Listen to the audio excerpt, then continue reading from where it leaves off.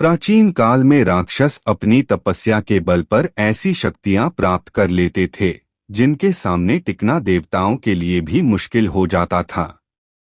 राक्षस अपनी शक्तियों का प्रयोग करके आतंक और भय फैलाते थे। ऐसी ही एक घटना रक्तबीज नाम से राक्षस से जुड़ी है। रक्तबीज का अंत मां काली के हाथों हुआ, लेकिन इस दौरान गलती से मां काली का पांव भगवान शिव के ऊपर आ गया था। आइए जानते हैं उस घटना के बारे में। एक बार रक्तबीज नाम के एक राक्षस ने भगवान शिव को प्रसन्न किया और उनसे एक वरदान हासिल कर लिया। रक्तबीज को यह वरदान मिला था कि उसका खून जहां भी गिरेगा वहां से उसी के समान राक्षस पैदा हो जाएगा। रक्तबीज को अपने इस गुण पर बहुत अभिमान था, इसलिए उसने अपनी शक्तियों का गलत इस्तेमाल करना शुरू कर दिया।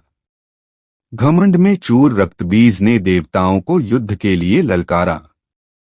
देवता रक्तबीज से लड़ने के लिए आ गए, लेकिन जहां भी रक्तबीज का रक्त गिरता वहां से एक और रक्तबीज पैदा हो जाता।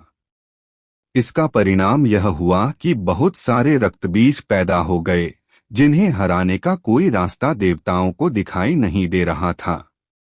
घबराकर सभी देवता मां दुर्गा के पास पहुंचे और अपने प्राणों की भीख मांगने लगे। मां दुर्गा ने रक्तबीज के वध के लिए काली का रूप धारण कर लिया।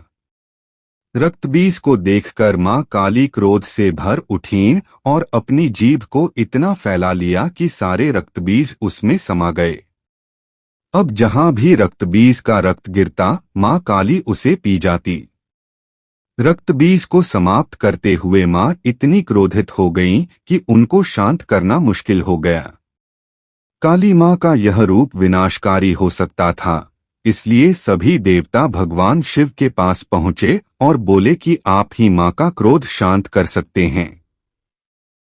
मां काली के क्रोध को शांत करना भगवान शिव के लिए भी आसान नहीं था, इसलिए भगवान शिव काली मां के मार्ग में लेट गए।